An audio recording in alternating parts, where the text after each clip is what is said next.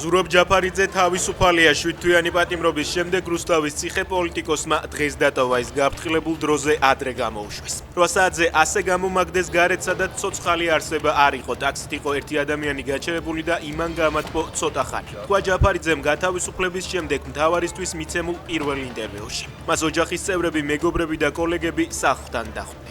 კოალიცია ცვლილებისთვის ლიდერი ვარაუდობს, რომ ოცნება ყველა ბრალდებულ ოპოზიციონერს ისევ ციხეში გაუშვებს. არ გამორიცხავს ვადამდელი არჩევნების ჩანიშვნის ალბათობასაც. ბრძოლა გრძელდება ყველაფრის მიუხედავად გამარჯვებამდე, ამბობს ჯაფარიძე ის დღეს რუსთაველის გამზირზე საპროტესტო აქციაზე მივა.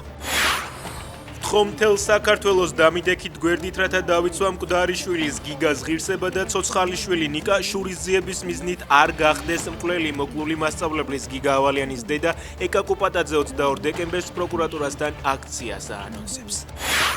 ამერიკის შეერთებულმა შტატებმა ჰააგის სასამართლოს ქართველ მოსამართლეს გოჩა ლორდ-ქიფანიძეს სანქციები დაუწეს. ამასთან ერთად დაასანქცირეს კიდევ ერთი მოსამართლე მონღოლეთიდან. რუბიოს განცხადებიდან ირკვევა, რომ მოსამართლეების დასანქცირების მიზეზი ისრაელის თანხმობის გარეშე სისხლის სამართლის საერთაშორისო სასამართლოს მიერ ისრაელის მოქალაქეების დაპატიმრების, დაკავების ან სისხლის სამართლებრივი დევნის მცდელობებში მათი უშუალო მონაწილეობა გახდა.